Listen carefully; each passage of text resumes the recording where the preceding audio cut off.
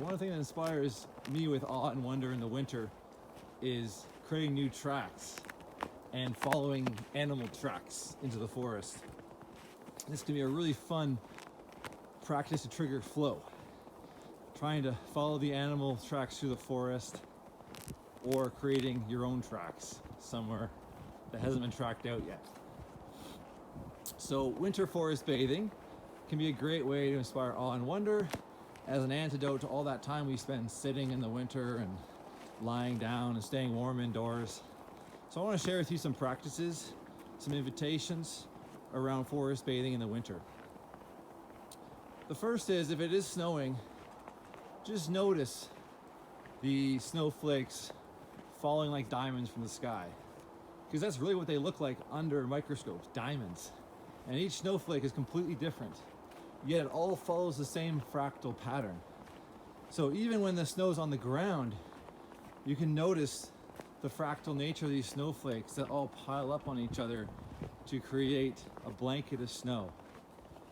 And in the winter, you often have more visibility of the fractal branching, self-similar nature of trees. So often the leaves are off, so you can see the fractal structure of the branches. And you can see with the snow on the needles, just the nature of the branches with needles on them, how they flow up and down the tree, and how they cradle the snow. So it's good to just sort of notice the fractal patterns around us. And studies are now showing that just observing fractals for a few minutes can reduce your stress hormones by up to 60%. And what they think happens is that the structure of our visual system, and pretty much all of our systems in our body, are fractal.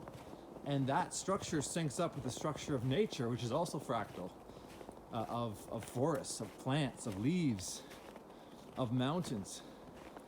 And it creates this calmness, this symmetry, this equilibrium, this balance in our cognition, which is often not felt in human designed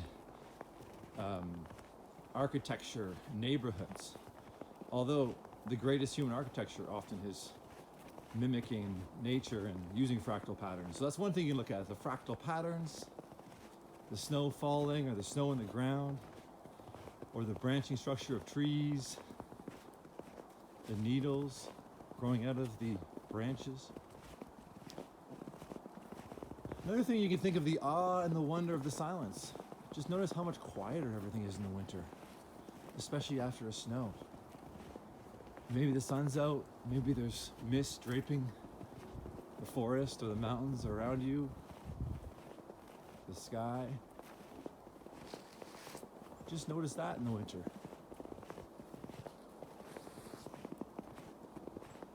So here's just a quick little practices for you to try for forest bathing in the winter.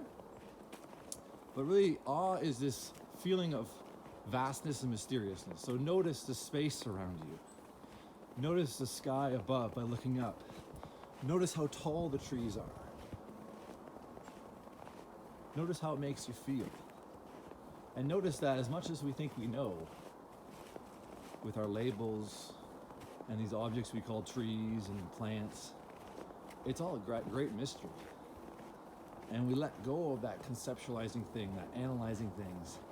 When we step into that mystery through the feeling of awe, it's like we start to feel so much more alive, so much more in flow and connected, so much more in wonder. And so what wonder is, it's triggered through the expansiveness of awe.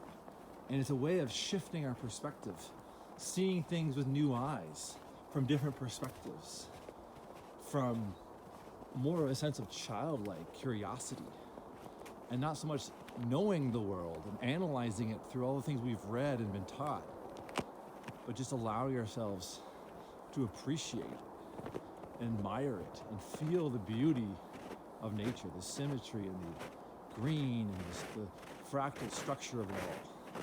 It's an incredibly wondrous practice. So step into a world of awe and wonder in the winter. Notice the fractals. Notice the vastness of the sky. Notice the mystery that as much as we think we know, everything connects together in ways we don't fully understand.